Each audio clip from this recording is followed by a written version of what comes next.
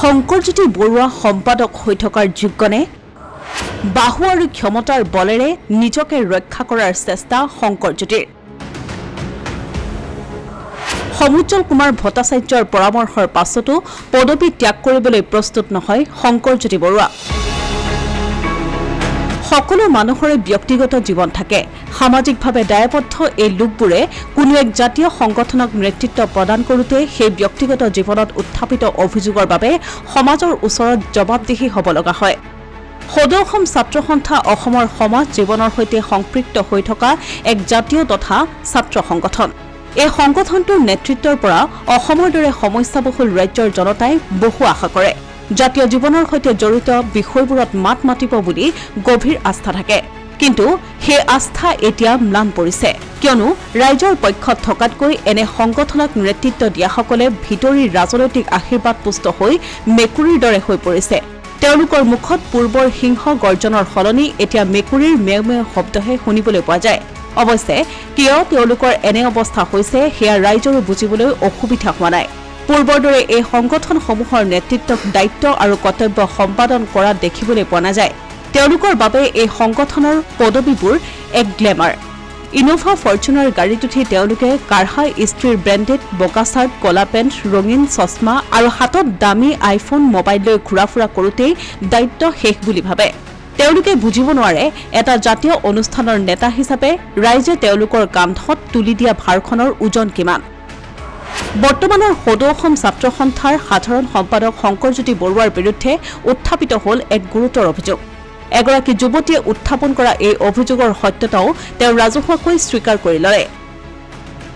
প্ৰথম অৱস্থাত যুৱতীগৰাকীয়ে দাখিল কৰা এজাহাৰৰ ভিত্তিত আৰক্ষীয়ে গোচৰ পঞ্জীয়ন কৰা নাছিল ৰহস্যজনকভাৱে কোনো এক শক্তিশালী চক্ৰই আছুৰ এই নেতাজনক ৰক্ষণাবেক্ষণ দিবলৈ চেষ্টা চলাইছিল তীব্ৰ প্ৰতিক্ৰিয়াৰ অন্তত শংকৰজ্যোতি বৰুৱাৰ বিৰুদ্ধে দিছপুৰ থানাত এক গোচৰ ৰুজু হ'ল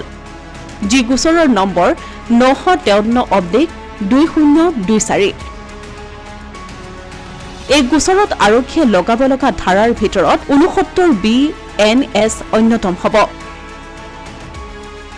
কিন্তু আৰক্ষী কি ধাৰা লগাইছে সেয়াও লক্ষণীয় হৈ পৰিব 69B-NS ধাৰাত কোনো লোকে যদি কোনো যুৱতীক বিবাহ বা আন প্ৰলোভনেৰে শাৰীৰিক সম্পৰ্ক স্থাপন কৰে তেনে ইয়াকো বলাৎকাৰ বুলিয়েই গণ্য কৰা হয় এই ধাৰাত অভিযুক্ত হোৱাৰ অপৰাধীৰ 10 বছৰ পৰ্যন্ত কাৰাবাস হ'ব পাৰে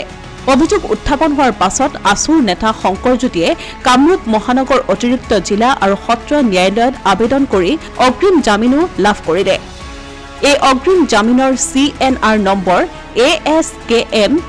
01003257-204 এই গোচৰৰ পৰৱৰ্তী শুনানিৰ দিন ধাৰ্য কৰে আদালতে 21 ছেপ্টেম্বৰ 2024 এয়া এক আইনগত বিষয় আদালতৰ মজিয়াত উত্থাপিত অভিযোগৰ সঁচা মিছা নিৰূপণ হ'ব এই বিষয়টো বাদ দিলেও আছুৰ দৰে এটা সংগঠনক নেতৃত্ব দিয়া এজন বিষয়ববীয়াৰ বিৰুদ্ধে উত্থাপিত হোৱা অভিযোগটো কিন্তু অতি গুৰুত্বপূৰ্ণ ইয়াকে লৈ যথেষ্ট ক্ৰীড়া প্ৰতিক্ৰিয়াৰো ইতিমধ্যে হৈছে নাৰী নিৰাপত্তাৰ প্ৰসংগটো সাঙুৰ খাই পৰিছে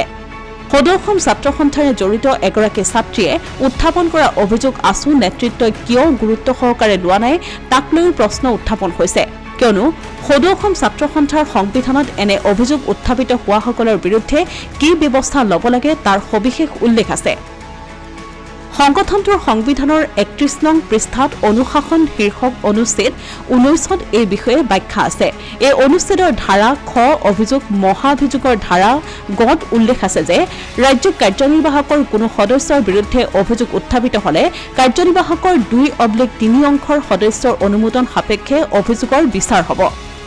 ছাত্ৰ সন্থাই অভিযোগ পোৱাৰ 25 দিনৰ ভিতৰত কাৰ্যনিৰ্বাহক সভা আহ্বান কৰিব লাগে অৱশ্যে 7 দিন সময় দি অভিযুক্তক কৈফত দলত কৰিব লাগে আৰু ইয়াৰ শাস্তি হ'ব 3 প্ৰকাৰৰ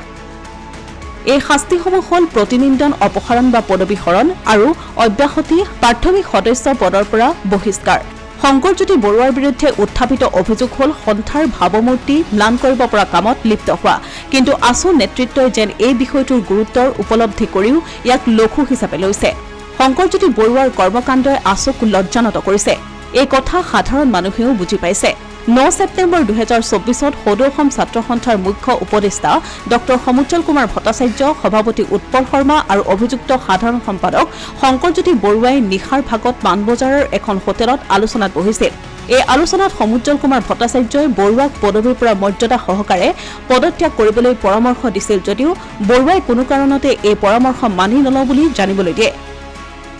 ইফালে বাহু আৰু ক্ষমতাৰ বলেৰে নিজকে ৰক্ষা কৰাৰ চেষ্টা অব্যাহত ৰাখিছে শংকৰজ্যোতি বৰুৱাই উজনি অসমৰ কেইবাখনো জিলাৰ কৰ্মকৰ্তাক তেওঁ পক্ষে মাত মাতিবলৈ সাজু কৰি গুৱাহাটীলৈ মাতি আনিছে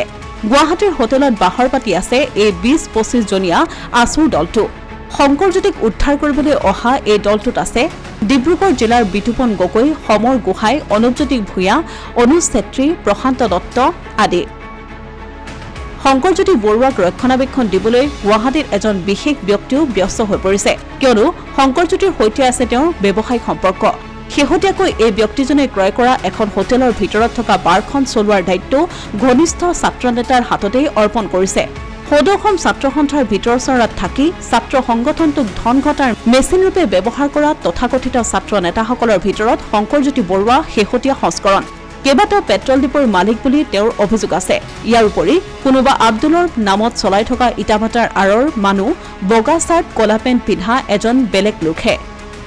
সম্পত্তিৰ তালিকাৰ সবিশেষ অইলকে ধৰি বিভিন্ন প্ৰতিষ্ঠানত কৰা ঠিকাৰ সবিস্তাৰ আনেক অধ্যায় হ'ব তাৰ মাজতে ডিব্ৰুগড়ৰ এটা বিশেষ প্ৰতিষ্ঠানক 8 লাখ টকা দিবলৈ বাকি থকা খবৰো নতুন নহয় একেদৰে গুৱাহাটীত বিলাসী জীৱন কটাবলৈ দামী দামী আজবাব ক্ৰয় কৰা দুখন ফাৰ্নিচাৰ প্ৰতিষ্ঠানক আজিও দিবলৈ আছে ধন এজন ছাত্ৰ নেতাৰ এইবোৰ নমুনাহে শংকৰজ্যোতি বৰুৱাৰ বিৰুদ্ধে সদৌ অসম ছাত্ৰ সন্থাৰ কেন্দ্ৰীয় কাৰ্যনিৰ্বাহকৰ গৰিষ্ঠ সংখ্যক সদস্যই বৰ্তমান নাৰাজ এইসকল জাতীয় দায়িত্ব লোৱা নেতাই অধিৱেশন পতাৰ নামত মঞ্চৰ পেণ্ডেল নিৰ্মাণৰ বাবে আবণ্টন দিয়া কামৰ ধনো আদায় নিদিয়াৰ অভিযোগ আছে এনেকৈ চলি আছে আছু জনবিৰোধী চৰকাৰৰ বিৰুদ্ধে এষাৰ মাত মাতিব পৰাকৈ সাহস আৰু কণ্ঠ হেৰুৱালে এই জাতীয় সংগঠনটোৱে কেৱল পদবী দখলেৰে নিজৰ কথা চিন্তা কৰাৰ যেন সময় তেওঁলোকৰ এতিয়া আত্মীয়ৰ নামতো ফাৰ্ম খুলি অইলৰ কোটি কোটি টকা ঠিকা লোৱাসকলে জাতিৰ স্বাৰ্থ কি ৰক্ষা কৰিব আছুৰ নেতৃত্বই আছুৰ সমৰ্থক তথা অনুগামীসকলে অনুধাৱন কৰাৰ সময় ইতিমধ্যে আহি পৰিছে আছুক আৰু পৈতৃক সম্পত্তি নহয় শংকৰজ্যোতি বৰুৱাৰ দৰে নেতাবোৰ আছুক সন্মুখত ৰাখি জাতিক লুণ্ঠন চলোৱা একোজন বিশাল ফুকনি অসমীয়া প্ৰতিদিন ডিজিটেল ডেস্ক